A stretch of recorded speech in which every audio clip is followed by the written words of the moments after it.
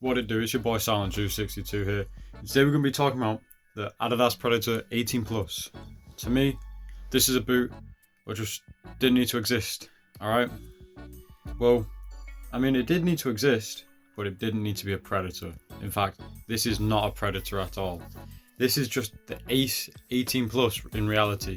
So, let's do a history trip. Bah!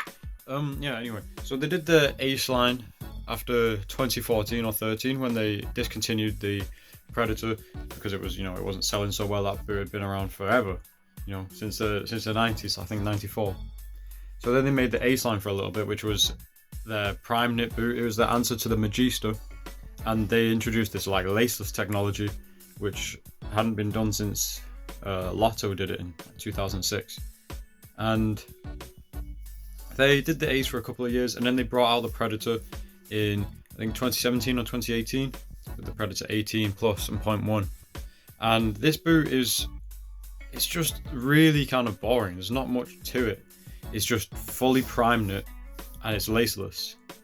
And this boot it really should have just been called the Ace 18 because that's what it was. It was not really any different from the Ace 17. Other than the fact that the upper was far softer on the Predator. From my personal experience anyway, I had the Ace 17 Plus indoor boot. And the upper on that was alright, but it kind of had that, you press down on it and it like pops. It makes like the popping noise because it's more stiff, where this is really like pliable. And the whole boot is just really like, it's sock-like, that's what it is. Especially with the laceless design, it's very, it's basically as pure of a sock boot as you can get. Back and the upper kind of featured this texturing, the raised ridges and stuff. Doesn't really add much, maybe a slight bit of grip on the ball just because it's not a completely slick surface. And the stud plate is just standard Adidas, and it featured a Adidas Ultra Boost insole, which was that technology was like really big back in the day. But you couldn't really. Actually, to me, I can feel underfoot that there's a bit more cushioning. But most people didn't really notice it, and it is not like when you're playing, you can't really tell. But yeah, to me, this boot is just kind of